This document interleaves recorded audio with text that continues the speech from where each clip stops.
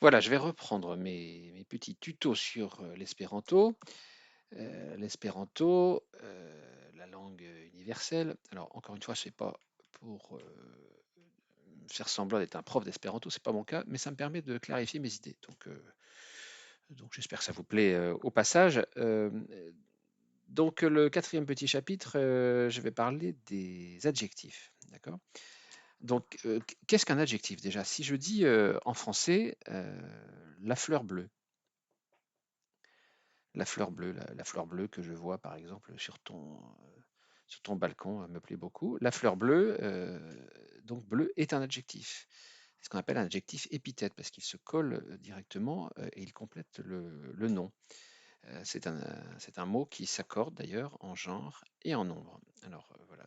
Mais et également, il faut savoir que si je dis, et toujours en français, la fleur est bleue, bleu est également un adjectif, il s'accorde aussi, mais c'est ce qu'on appelle un attribut du sujet, puisqu'en fait entre les deux, il y a un verbe. Donc le sujet, c'est la fleur, qui a bien sûr un attribut, en l'occurrence, d'être bleu.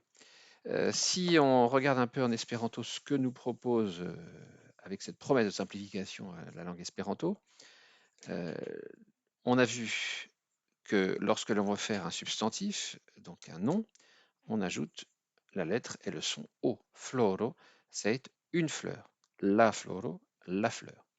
D'accord? Si je veux lui donner un adjectif, donc un épithète par exemple, et on va voir qu'en espéranto, tout comme en français, ça ne va pas changer la forme du mot adjectif, je vais dire par exemple la fleur bleue. Donc il est d'usage de l'indiquer avant le nom, un peu comme en anglais. Blua, et je vais mettre ici la terminaison A pour marquer que c'est un adjectif. Blua floro, une fleur bleue. D'accord? Si je veux dire la fleur bleue, je vais ajouter donc l'article défini, qui d'ailleurs en espéranto ne s'accorde pas, que ce soit au masculin, il n'y a pas de masculin-féminin d'ailleurs en espéranto, mais singulier pluriel, ça va être toujours la blua floro.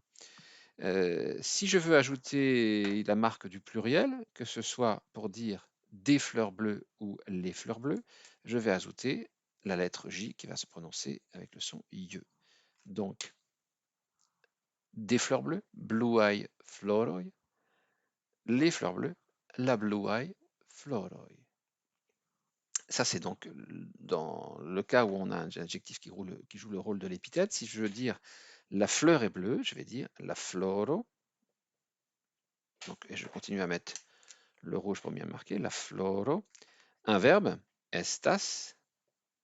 Donc, vous reconnaissez estas qui est donc la terminaison du présent, c'est-à-dire que as ici marque le présent. La floro estas blua. Voilà.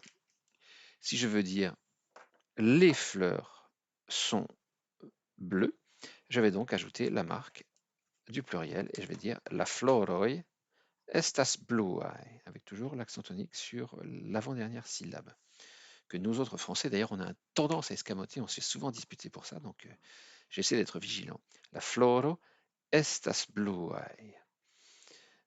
Voilà, donc on sait déjà pas mal de choses. Maintenant, si je veux utiliser des cas dans lesquels l'adjectif va rentrer dans un complément d'objet direct, il va falloir marquer la présence avec la lettre N, avec l'accusatif. Voilà, je cherchais le mot accusatif. Si je dis par exemple je vois mi vidas, et donc vous reconnaissez de nouveau que as c'est donc la terminaison du présent. Mi vidas, et je vais dire donc je vois la fleur bleue. Donc la fleur bleue, c'est écrit ici. Il va simplement falloir marquer le fait que du coup, tout ce groupe-là, la fleur bleue va devenir un complément d'objet. Donc il va falloir le marquer. Mi vidas la blue an, la blue an, le n pour l'accusatif, la bluan floron. J'aurais peut-être pas dû prendre du rouge parce que du coup je vais avoir du rouge pour les deux, mais c'est pas grave. Le N qui est ici, là et là, marque le fait que dans ce groupe-là, on a présence d'un complément d'objet direct. on ne marque pas l'article, hein. Mi vidas la bluan floron. Floron. Si je veux dire je vois les fleurs bleues, je vais simplement intercaler avant la lettre N, la lettre J qu'on va prononcer ye. Dans ce cas-là, je vais avoir donc le J qui va arriver ici, là, entre le A et le N, et ici, entre le O et le N. Mi vidas la bluain floroin. Alors là, on a affaire à un son qui est un petit peu difficile, hein, ce yn, la bluain floroin. Et bien évidemment, comme toujours en espéranto, pour les gens qui n'articulent pas beaucoup, ce que c'est mon cas d'ailleurs, c'est un peu, comment dire, un challenge, si je peux me permettre, puisqu'il faut bien prononcer la fin des mots, puisqu'il se passe évidemment beaucoup d'indications de type grammatical dans la fin des mots. Voilà, merci. Dankon.